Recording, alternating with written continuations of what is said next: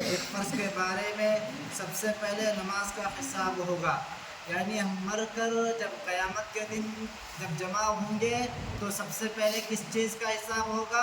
نماز کا حساب ہوگا۔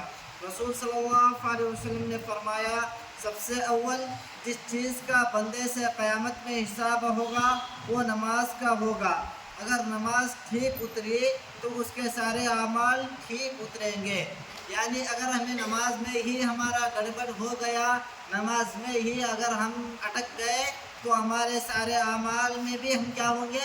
اٹک جائیں گے، اور اگر وہ خراب نکلی تو اس کے سارے اعمال بھی کیا ہو جائیں گے؟ خراب ہو جائیں گے، رائے گاہ ہو جائیں گے، خراب نکلیں گے۔